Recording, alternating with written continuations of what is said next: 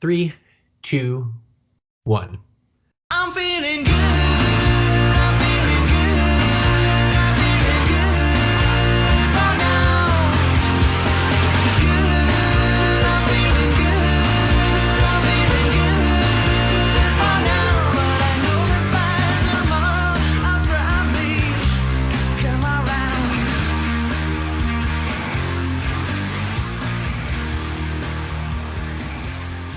Hello, tell me something good. I'm Steve Woolley, and this is the Feeling Good for Now podcast. This is a show about psychology, pop culture, and most of all, the power of positivity. First up, I wanted to thank everybody. This is the second episode, and we had quite a bit of success with our first episode, more so than I thought, what I was hoping for, between having our own feed and being placed in the Place to Be Nation pop feed, as well as the North-South Connection podcast network. Got a lot of people who have been sharing, who have been listening, who have been giving feedback. So I very much appreciate it. This is something I kind of did for fun and something for my own mental health. And I wanted to spread that around and be able to talk to other people. And so I'm very thankful that we've had this opportunity. And because of the good feedback, I think we're going to keep trying to produce them. I want to also thank our producer, Nate Milton, who did an incredible job of putting the first episode together. If we had Windows 95, maybe Windows 3.1, I think I could nail this podcast thing. But Nate is an expert. If you have podcasting needs, if you have producing needs, if you have voiceover needs, you can check him out at Nate Mosaic. That's N, the number 8, Mozaik on Twitter. He is a godsend and a great dude. So what I'd like to do now is introduce our guest host for the day. You know him from the first episode of Feeling Good Now, and hopefully every episode of Feeling Good for Now. He is living in the Hall of Justice, Glenn Butler. Thank you very much for giving my address. I think you doxed me to the Hall of Justice there, but that's all right. You're protected by Superman. God, I hope so. I got to keep him happy. Thank you very much for having me. I'm very thankful for to be with you and for Nate and all the listeners who listened to and shared the previous episode. Yes, very glad to be here and hoping to feel good, even if only for now. Yes. Well, why don't you start off? Why don't you tell me something good? Tell me something good. Oh, man, I look around me and I think about the things in my life, and I might wind up saying this on a lot of episodes. My good thing is my cat. Yes. Part of the family.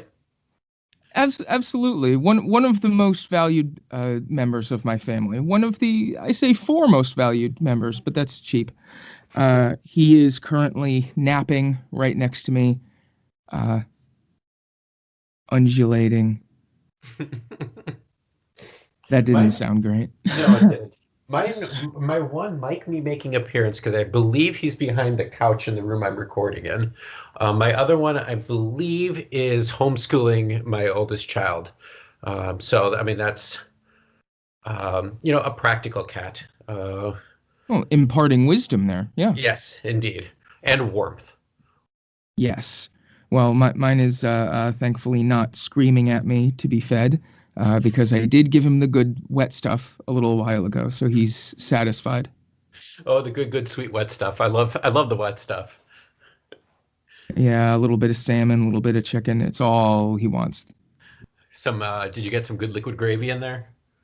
Oh, you know it. With the wet cat food, like we give our cats half a can in the morning and then half a can in the evening with their dry food. This is cat talk, by the way. Thank you for joining us. And so you have to refrigerate the cat food in between. So when you take it out in the evening, that liquid gravy becomes a gelatinous gravy. It's disgusting, but the cats seem to really enjoy it. I'm just not a big gelatinous gravy fan. Well, it may be disgusting to you, but it's not for you. Yes, that's true. The salmon liver pate jello is not for human consumption. Although, I mean, I'm not here to judge. All right. Well, my something good. This is one of the reasons we do this podcast because it does take a while sometimes. As before the kind of the pre-show meeting, we were like, "Oh, wait, is there something good that we can think of?" And that's part of the mindset is almost forcing yourself at times to really, kind of meditate or believe the good in the world. And for mine is actually good pandemic news, is because what I miss quite a bit from this past year and in a COVID world is concerts, like conventions, sporting events. Those are the kind of things I look forward to. And I usually try to do something like that each month. And Dr. Fauci, our dear, close, personal friend, Dr. Fauci, Friend of the show. Friend of the show, definitely a friend of the show. We'll see if we can have him on maybe in a future episode. But Dr. Fauci told me today, well, he wrote to me actually, that if you are vaccinated, you can go perhaps to an outdoor concert or an outdoor sporting event if you are socially distant and you're wearing a mask. And baseball season's coming up, and I love going to baseball games, not just for the sport itself, but just to be around the food and the nice weather. And that gave me a little bit of hope. I saw that the Milwaukee Bucks, which is about 100 miles away from me, they're looking to bring some fans in at the end of the month of February or the beginning of the month of March. And that indoor part still seemed a little sketchy. But then later in the day, when I saw that happened, I'm like, oh, okay, something to look forward to. And that can help drive us when things look bleak or negative. If we have something to look forward to, perk you up a little bit. That is fantastic. Yeah, if it's possible, to safely have things like that again, I think that's going to help a lot of people kind of get a little more steady and kind of make it through.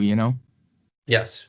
I will be very excited to find an entire section of the baseball stadium by myself. Yes. With no one within 50 seats away from me, with a slice of pizza and the soda and and watching baseball.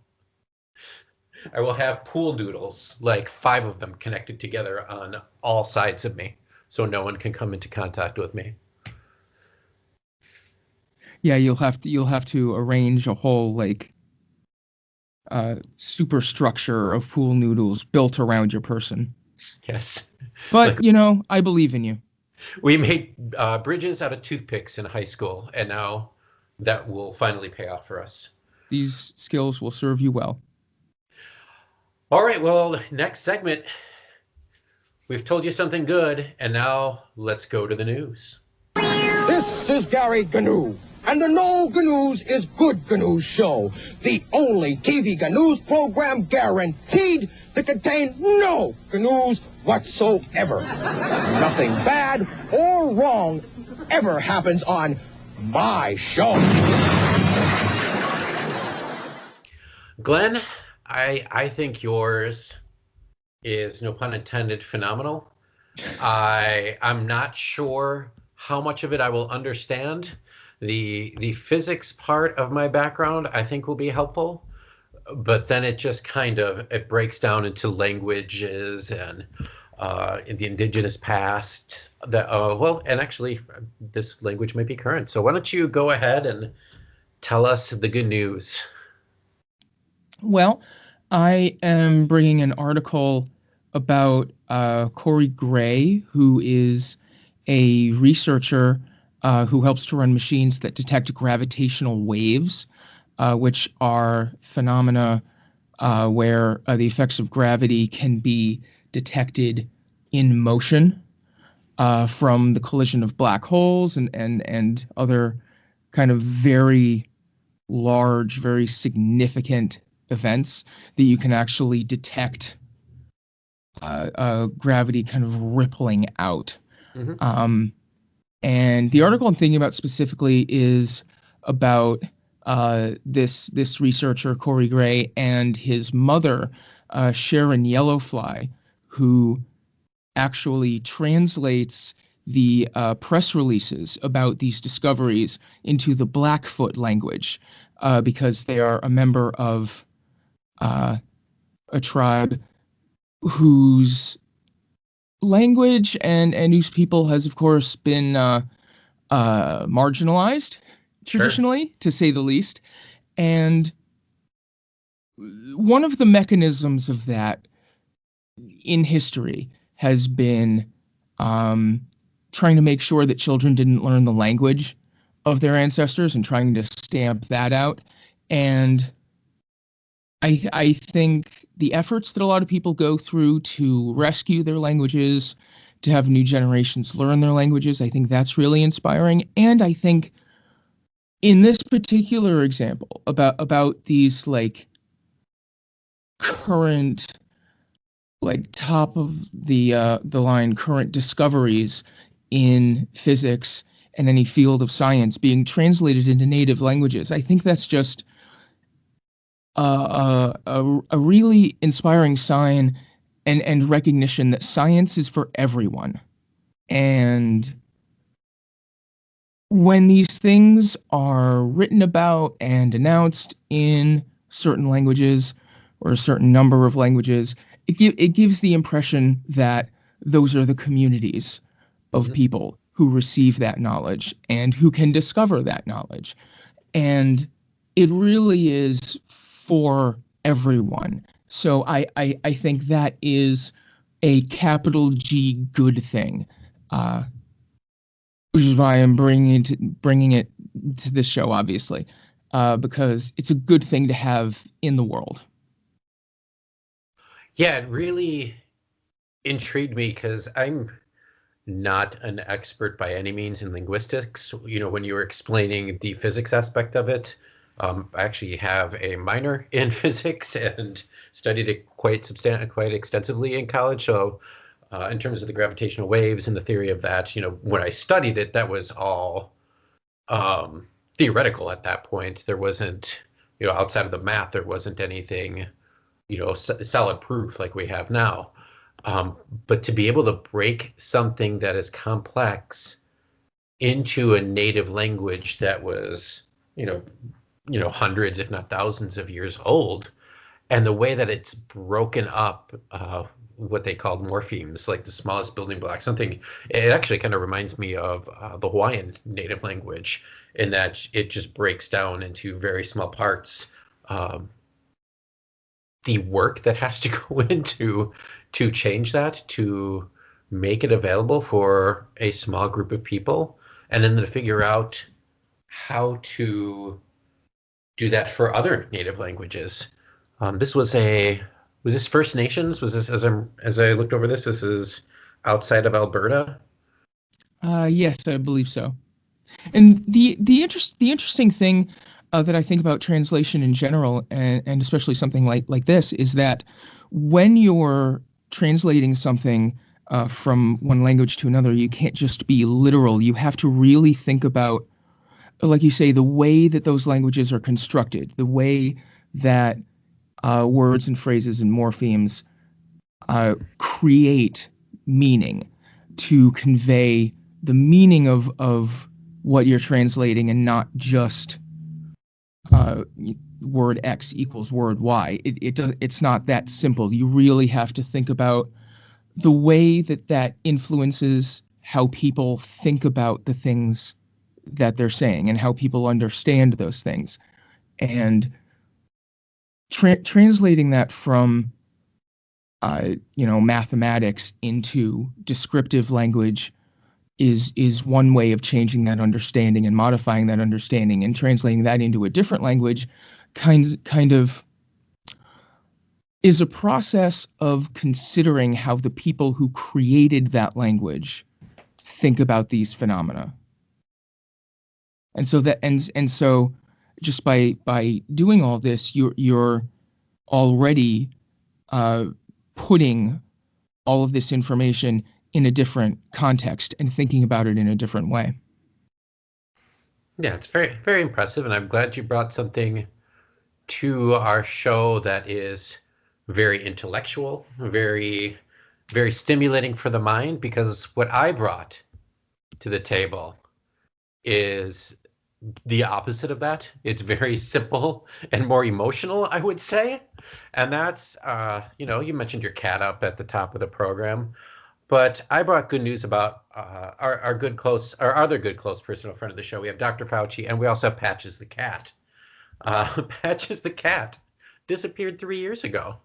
And this is from NPR, a regional station of NPR.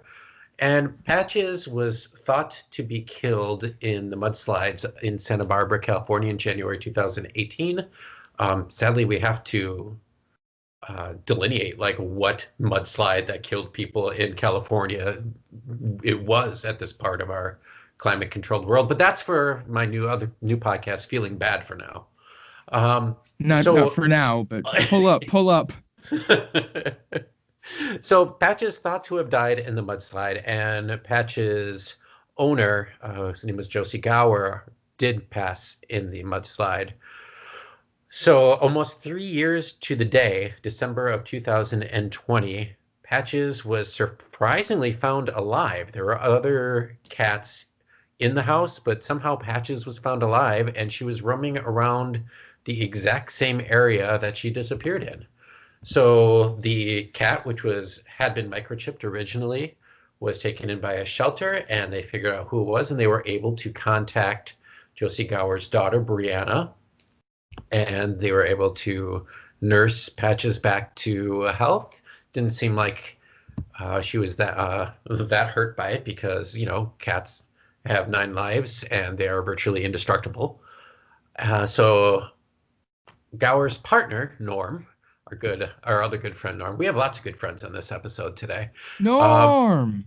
The daughter contacted her mom's partner and was able to take Patches back home, and the cat had immediately recognized the partner, which is adorable and shows, like people think, oh, dogs are the only one who does that, but a cat had not seen the partner in 3 years and immediately recognized him. And now the cat is home with Norm and curls up with him on the couch.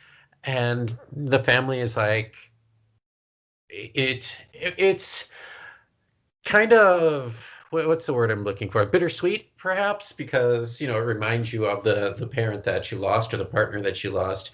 But it's also a positive piece of that as well, that Kitty came home.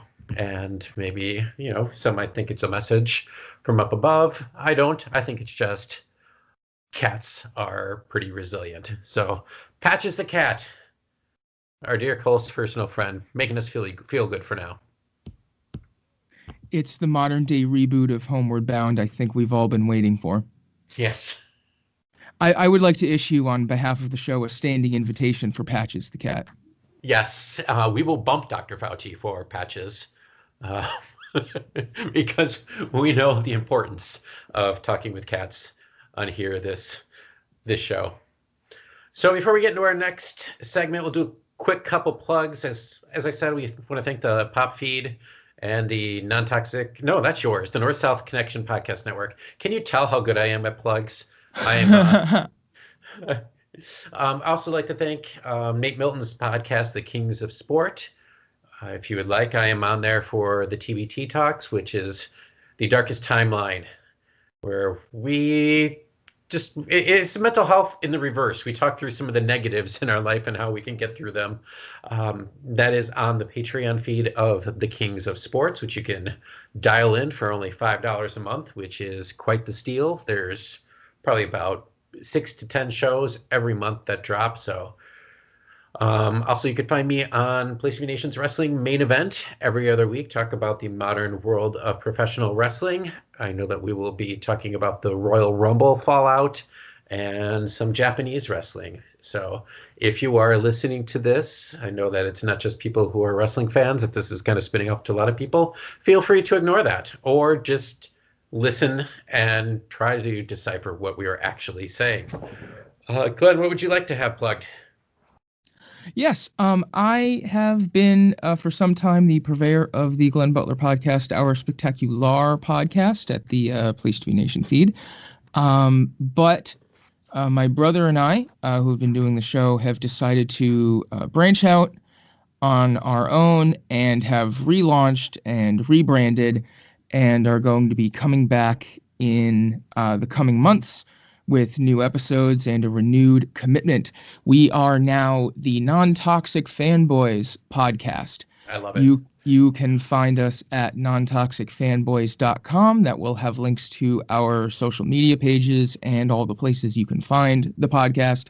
You should be able to search for it in, God, I think like 2 or 3 dozen places. Scott has been registering it in so many different places and giving me a blow-by-blow account of all the travails he's had to go through to register with some of these things. But yes, you can go to nontoxicfanboys.com. As I said, you can find us on most any social media outlet at Non-Toxic Fanboys on Twitter, facebook.com/nontoxicfanboys. Right now, we have the archives of the Glenn Butler Podcast Hour Spectacular up on our feed, as well as a reintroduction episode that we did recently where we kind of give our mission statement, which is basically to live up to the title of the show. It's aspirational.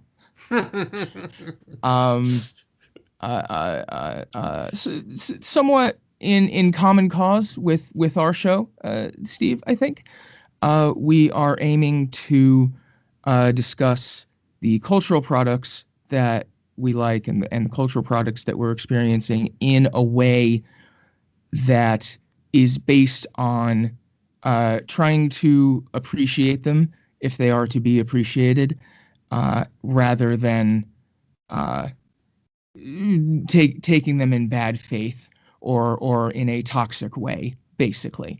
So I very much appreciate having an aspirational lens. I think it gives me something to focus on, and I hope that people will give it a try and come along with us. Well, I have resubscribed. I am ready for it. I am all about non-toxicity. It, dovetails nicely, as you said, with our podcast. And it's really a perfect transition into our Pop Life segment.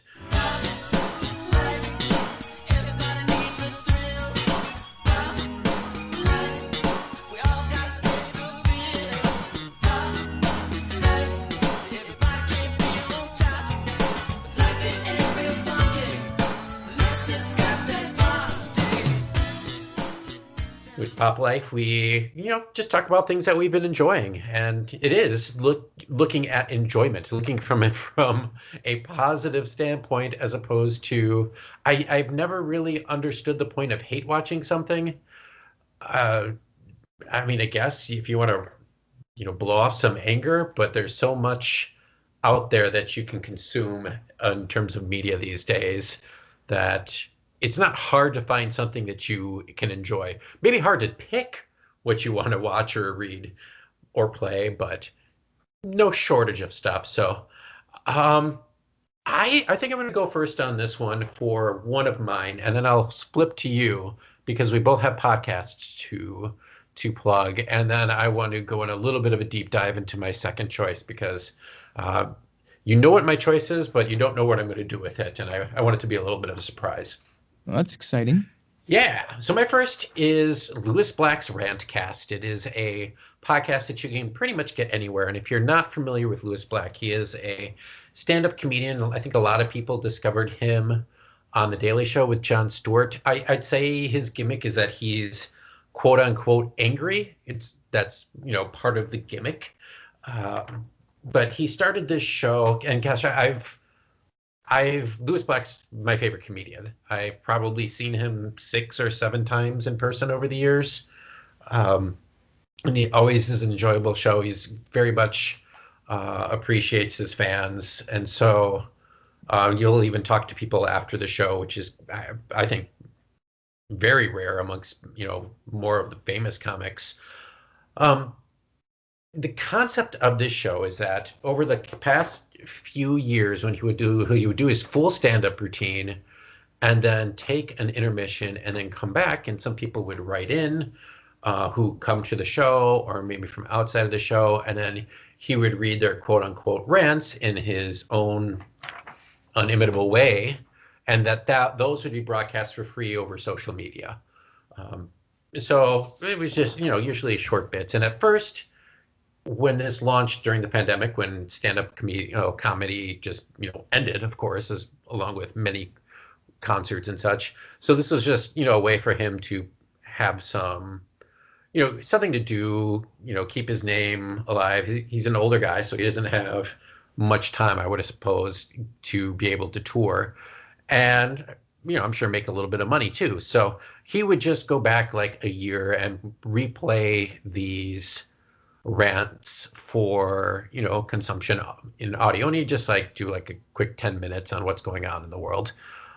And now that he's kind of caught up, he is letting people write in and then doing some of so it'd be like 10-minute intro, 10, 15 minutes of people writing in and him reading those rants and commenting on it. And then another 15 minutes or so on past shows, just kind of replaying them.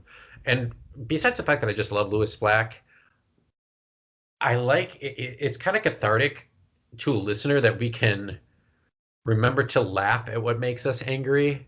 And it's also just not all 100%, Donald Trump bashing. It's other stuff in the world as well.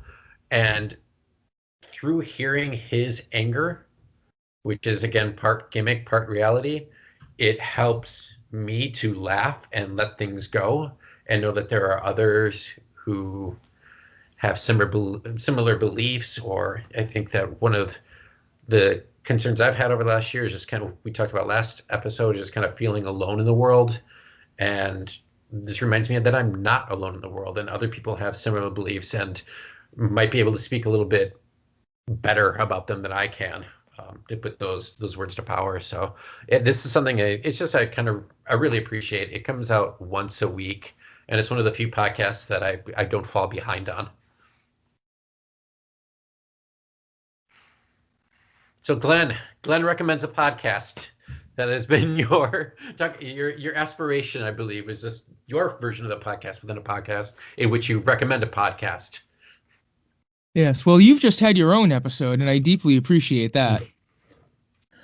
The podcast I'd like to recommend this time is called The Constant. It bills itself as a history of getting things wrong. It is a fantastic concept for a show, and it's pulled off very well. It is fascinating and covers all sorts of interesting topics. One of the early episodes is about the mystery, or was a mystery for a long time, of just where birds go or what happens to them. And I think we take it for granted now in a globally connected culture that we know the birds are migrating and we know where they go. Mm-hmm. But for millennia, there were theories about, are the birds going somewhere? Are they turning into something? Are they all just burrowing into the ground somewhere we can't see? Even the ones that don't actually do that. And there were all sorts of outlandish theories. It is a fantastic story. There are so many stories like that where there were theories that were outrageously wrong. Most of them by Aristotle. One of the things you find out listening to this show is that Aristotle was wrong about almost literally everything. And yet he somehow was canonized as universally correct for some centuries. That is a fascinating story. There are so many. I can't even list all of them. I encourage anyone to check it out. You will probably fall into it as deep and go through the archive as quickly as I did. Well, I am shocked that We live in a world where the historians get our history wrong. I that is a shocking turn of events for me. It's almost like they have books that are entirely wrong. But so the constant is the podcast that you are recommending this week. Yes, Um, absolutely. so more things to put on the list of media to listen, watch, and play, and fall massively behind on. But that is okay. That's again for our other show, Feeling Bad. Now, my second thing, I am known to have a bit of a sweet tooth. My family, when I get a coffee drink of some sort, they all bristle if they try to taste of how sweet that I like things. I like soda. I try not to drink as much as I used to. He says while drinking Mountain Dew from a pizza place that I got lunch at with my child. Um, Steve. but my second bit of pop culture that I am totally into right now, and this is I am not getting paid for this. If they want to pay me for this, I'm totally fine with it. It is Mountain Dew Major Melon, and my God, the kind of gross name of it aside, which I didn't quite realize because it's like a military theme with a melon wearing a some sort of odd helmet. I didn't realize at first the other sexist implications of the name. But Oh as no. yeah, I figured that out recently, and I was a little like, Major Melon, really? Come on. Um, so I'm trying to look past it. I love the taste of it. I like it better than regular Mountain Dew, which I've never said about any Mountain Dew flavor before because there are some terrible, terrible flavors. But I wanted to like find a way to explain it. So I went into the Mountain Dew website and Glenn, you know how I love listening to food companies or restaurants describe their wares and the humor that comes with those. Uh, what are those called? The briefs or Press the P releases. the press release. Thank you. Um, so the first, Mountain Dew has told me that I need to experience the never-ending funhouse at Major Melon Land through a burst of watermelon flavor, which is really that sentence impresses me as it is, but oh, it gets better.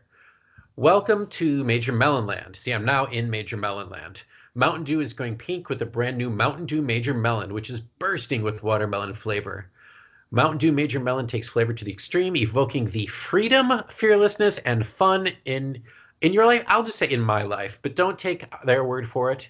Try it myself to experience the never-ending funhouse at Major Melon Land, the newest addition to the Dew permanent flavor lineup. So this Permanent. is yeah, this isn't like your gamer green or whatever, or that off-white color that looks vaguely sexual in nature. But this lineup, it also comes in zero sugar, which is good. I enjoy the zero sugar sodas because they probably will give me less cancer than the regular diet version. Uh, hopefully. So basically, you can get that same burst of watermelon flavor just with none of the sugar. So And yeah, and real and feel good for now. yes, feel good for now. Um, so really, I looked into the website just to get that description to be able to describe to our listeners what exactly that is and just the mind-blowing nature of those words put together into sentences. But then I scrolled down and it said more like this. And there is a section that says Mountain Dew does food. From the fridge to the stove, let Dew fuel your kitchen. And my sister is a pastry chef, and she once made me Mountain Dew brownies because I saw a recipe, and I'm like, "Can you just try this?" And even with her expertise, they were not the best. But I wanted to look exactly like, oh, is there like a cocktail recipe or something like that? And yes, not only are there cocktail recipes, there are many, including Dew Luau, a Dew Hito. But Hey, Steve. yes, Um, if I look at how Dew does food, will that allow me to take my food experiences to a whole new level?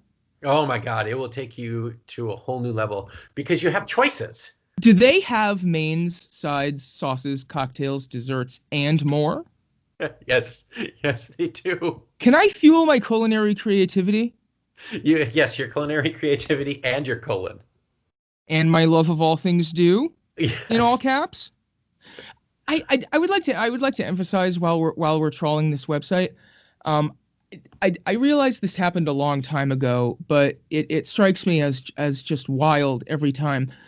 Why is it again that they shortened the name to Mtn? I don't know. That is a good question. I don't even remember when that happened because like the old classic logo is a little bit clunky, and this one looks a little bit more extreme, spelled XTREME, which like God, probably like 10, 15 years ago at that point, they kind of swung towards like the skateboarder slash snowboarder commercials. And now I think it's probably more associated with gamers and middle-aged people who couldn't get over their college addiction. And yeah, I don't Well, know. Like, I suppose that makes sense with the extreme aesthetic because that is very 90s, and now so are middle-aged gamers. yes. So I I don't even like some of the things like Mountain Dew wing sauce. Okay, I can get that. The cocktails, yeah, that's not very surprising. But the Code Red brisket, that one blows my mind. The two ingredient cupcakes, which I will refuse to actually click on because one of the ingredients is clearly Mountain Dew. So what could the other ingredient possibly be? It seems like you would need something else in there besides one other ingredient, but I'm not going to go down that rabbit hole. And the other part of this that blows my mind, you can do the recipes that are made with Mountain Dew, or if you like want to be a sommelier of soda, you can find the food that pairs perfectly with Mountain Dew. And they only have a few at this point. They only have like loaded fries recipe, a chicken wing recipe, and a burger recipe. I don't know if they're going to have like, rare fish at this point or like paella pairing with Dew. I don't know, like, maybe different root vegetables with the watermelon flavor. A But blue Mountain Dew risotto. yes, yes, indeed. Like you can just it really make it creamy. So yeah, this is kind of the pop culture. Yes, the Code Red cherry pie. They just keep streaming on my screen, and I'm being hypnotized. I feel because there's Mountain Dew pancakes too, which I don't know. You just pour the Mountain Dew straight into the batter. So yeah, Mountain Dew Major Melon, soon to be seen on the Super Bowl with our dear close personal friend, our other one, John Cena. Also a friend of the show. Also a friend of the show, longtime listener. Also has a standing invitation, although I would be willing to bounce him for either Fauci or Patches. Yes. Yeah, so yeah, Mountain Dew recipes. I'm not going to lie, I feel like I'm going to try one of these. You know, I'll try anything once. Yep. There you go. And while it's been kind of a while since I've personally had a significant amount of soda, or any amount of soda, I suppose, I will always have fond memories of the Code Red. Yeah, when that came out, that was something when they went from just Mountain Dew to Diet Mountain Dew to a whole other Dew flavor. And now, God, I can't even imagine how many there are. I counted once. I went to a large grocery store. It's almost like a Costco in size, I would say. And I counted the amount of different Mountain Dew flavors they had between their regular soda, their kind of monster type energy drinks, and their specialty ones. And I want to say it was like 50 different flavors, somewhere around there. I believe the heyday of my Mountain Dew consumption career Hmm. would have to be 2010, the 2010 Winter Olympics, Wow, that's very specific.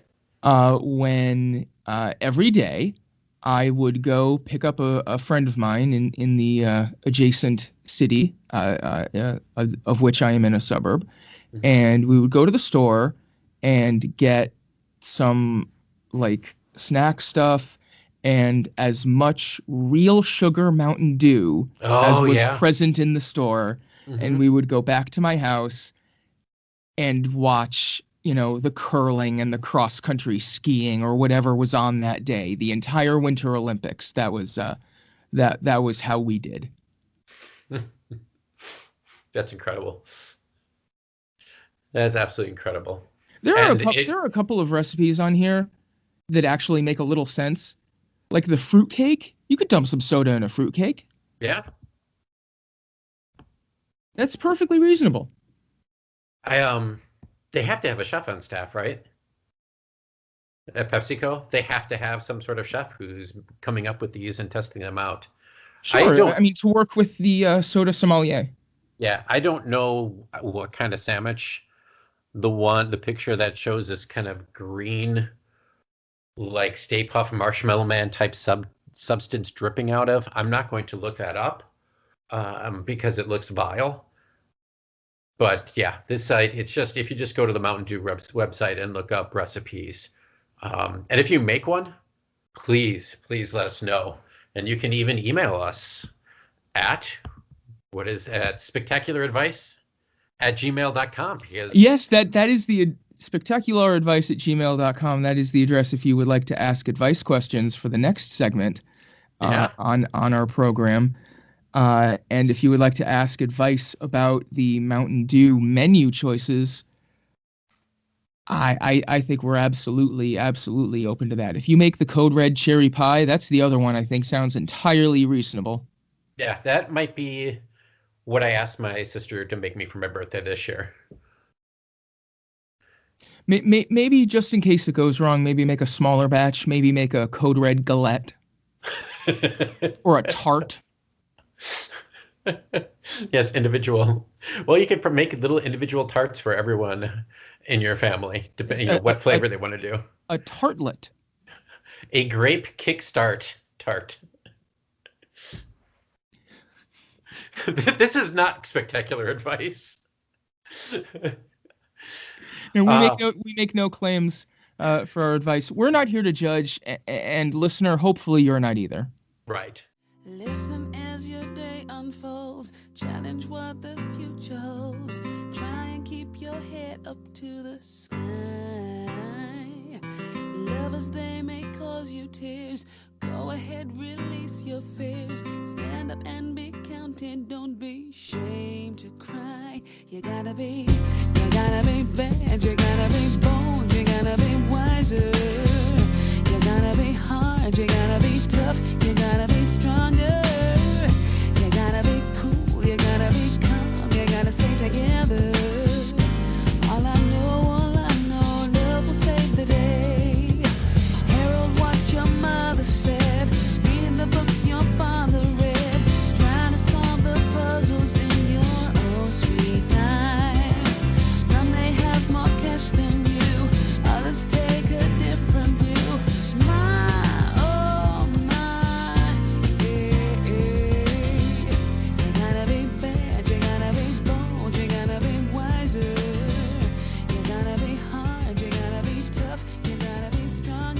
Now, Glenn, if I remember right, you told me at the beginning of the show that you had some advice that you wanted to hand out to give to the masses.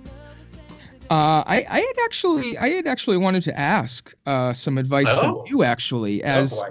as my close personal longtime friend and someone whom I feel it is not only qualified to give advice, but has a reasonable perspective to do so. Listeners can of course, as we've said, send us messages at spectacularadvice@gmail.com to ask our advice about any issue they like. But in the meantime, Steve, I would like to ask you about a slight personal issue Okay. that I'm going to be dealing with in the coming months. Um, Full disclosure, my fiance made the decision some time ago to go back to school, finish another degree. It's something that astounds me every day, and that I am impressed by exceedingly.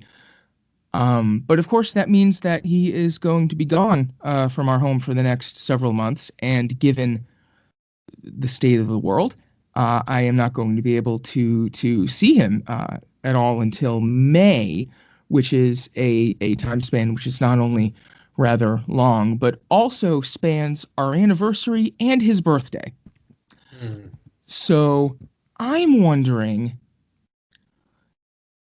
since it might not be as common for people in their mid 30s maybe to be dealing with like intermittent long-term relationships, how do I kind of keep the whole relationship alive?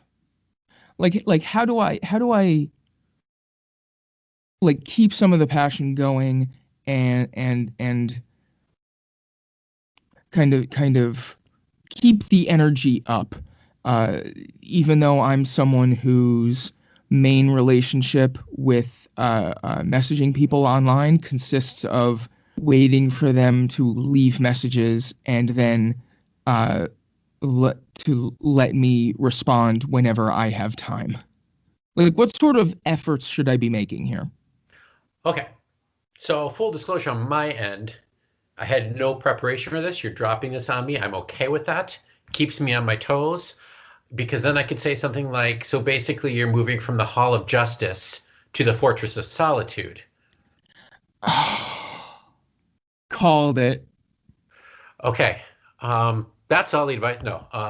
It's interesting because I can imagine just with COVID in general, like the amount of relationships that are just starting, or people might have pre-existing conditions who are going to be separate and not doing things together. Um, and then one of my best friends has been in this scenario where he lives about 100 miles away from his girlfriend, and they are in their 40s as well, and with COVID they haven't seen each other in, what are we at, 10 months, 11 months, 30 years, I can't even tell at this point.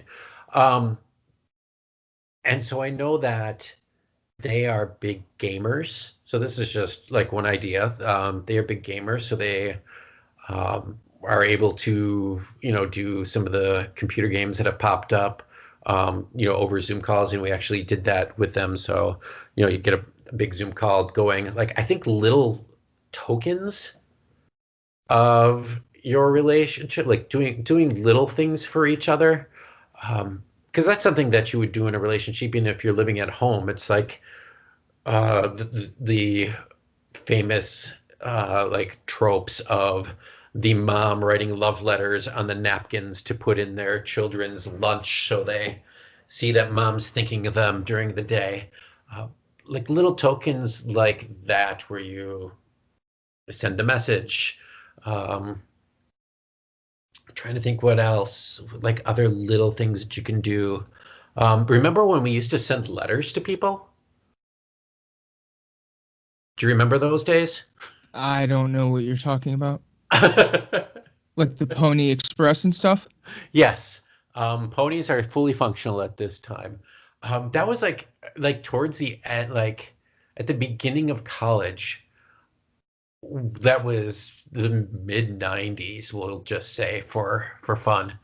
That like getting a letter from a friend or like a girlfriend at the time was like that was the coolest thing ever. Or getting like a small package, like that was like the best possible thing that could happen in your life.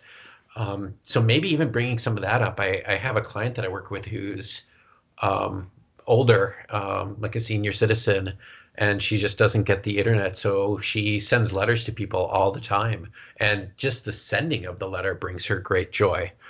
And I thought, like, wow, that's such a relic of the past. But your significant other is, I don't know how he's doing when he's at school, but getting a little something there, little tokens of love can keep it going. And I know that you're trying to be able to see each other on weekends once in a while and stuff.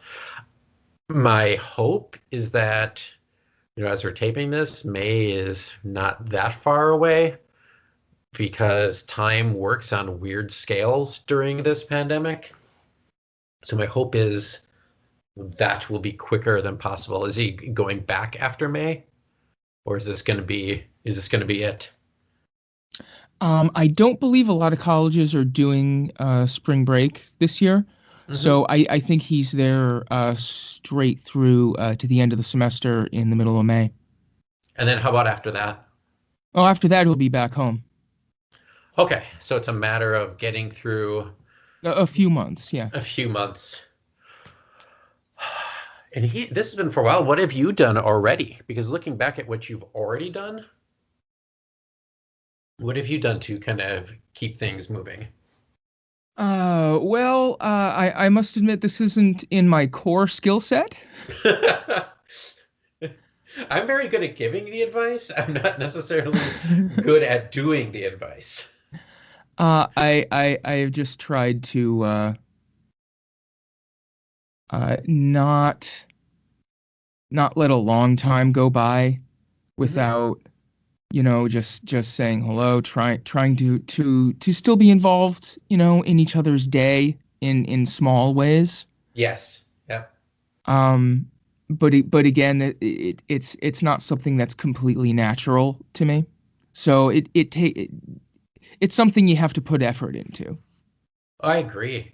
Um, in our family, it's almost, I mean, I think you have the distance going on, but I think that's an issue for many families that putting those little bits of effort into the day, um, taking time out, like even like my wife is home virtually 24/7 at this point with work.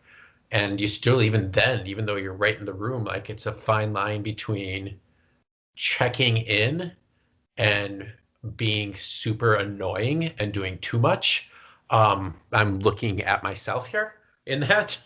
Um, so that's part of every relationship. And this is more of a challenge with the distance because you don't like you want to still keep the relationship alive, obviously, but you don't want to smother. Exactly. So yeah, it is not easy. Um, and I think that and this is actually a good segue into my little just bit of advice in general to listeners. And um, it's in something that I literally started after reading this article. And my goal is not to do it every day because I'll fall short if I set that. But it's to create an intention each day. So I read this on a site called Becoming Minimalist. And the goal here is making a commitment each day. Like I generally go about my day responding to things.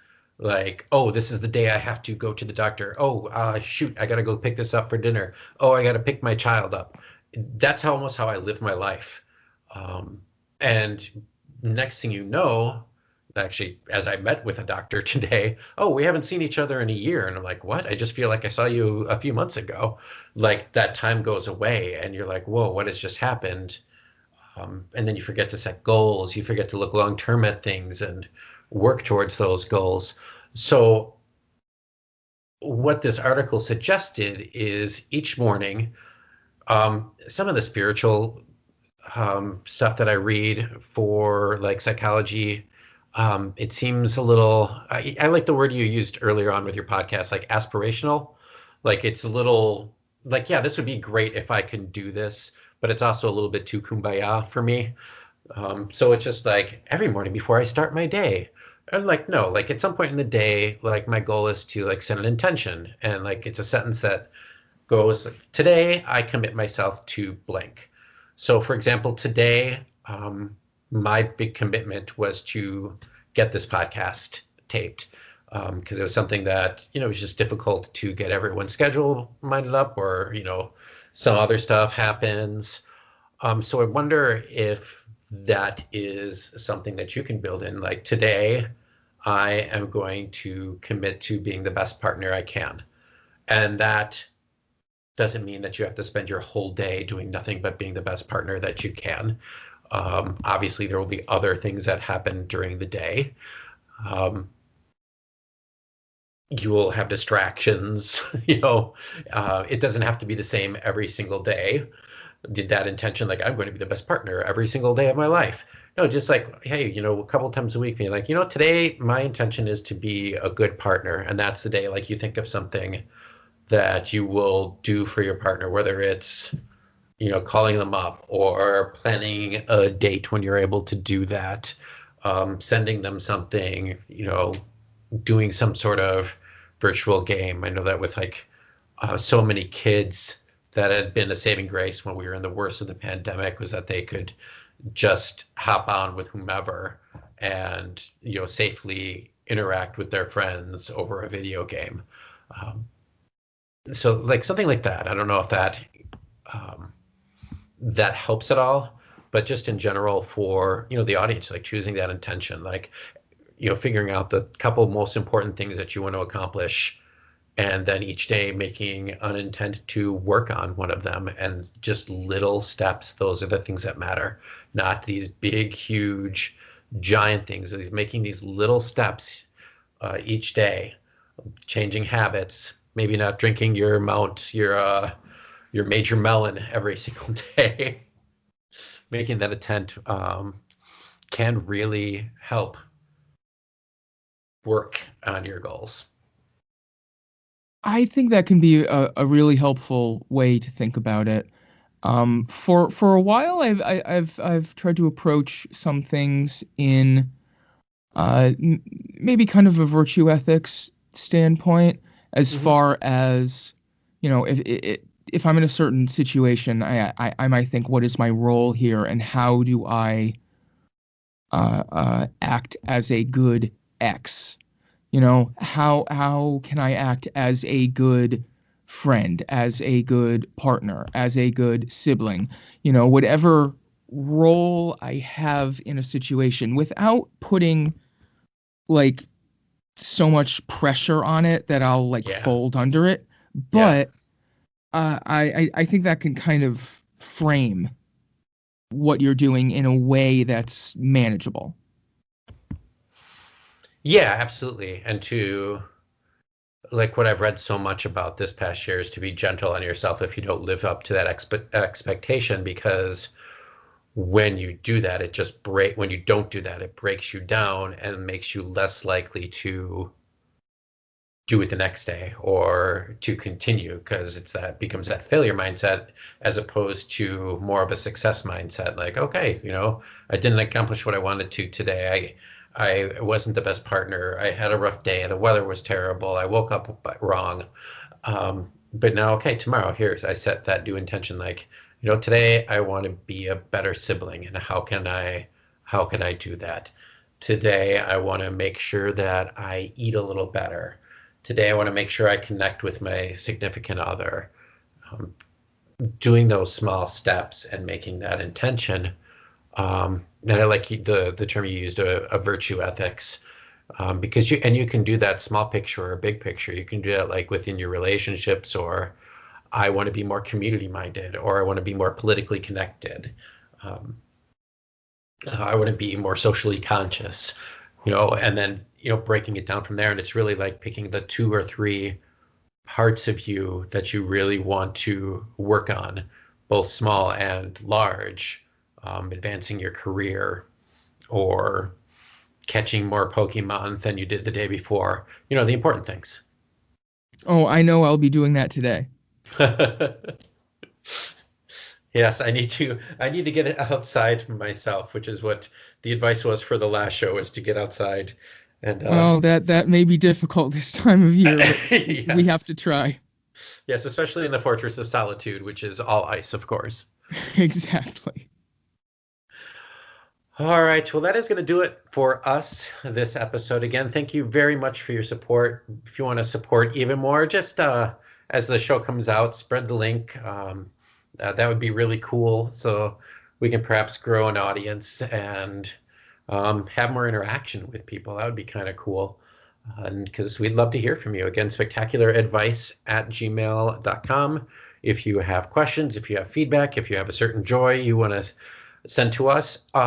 One thing we should probably say, like, if you send something to us, like advice, we will assume that it's anonymous unless you tell us, hey, you can use my name. But we're not here to out anybody. We've, on your podcast in the past, we've done things talk about, how to speak to other people. And the question asker, if I remember right, was using political correctness, which I don't like that term, but just in an appropriate way to what are some cool grilled cheese sandwich recipes. We're here for all of it. Oh, we've got more grilled cheese opinions, I assure you. Yes, I think the most important thing that you can try out now is to bring Mountain Dew somehow into the mix. Exactly. And one last bit of advice for the Yes. listeners. If there's an instance in which you might not have been the best partner that you can be, don't try to solve it with a super amnesia kiss, because that's just ducking accountability. And in many ways, ethically dubious. Yes, I for one can't wait for the pandemic to be over so I can go see Super Amnesia Kiss in concert again. So Glenn, where can people get a hold of you? Where can people stalk you? Where can people, if any social media stuff, any of that kind of fun pluggish? Yes, you can find me on the Tweety at Glenny Bunn, but more broadly, you can find myself and my brother on our podcast, The Non-Toxic Fanboys, nontoxicfanboys.com, Non-Toxic Fanboys on Twitter, and basically anywhere else. And if you want to see me at places, like I said, main event on Place to Be Wrestling. Also check out Nate Milton, the Kings of Sport. Again, thank you for your producing. Social media, the best place to get to see my crazy life is on Instagram. Steve Willie 1, STEVWILLE, and then the number 1.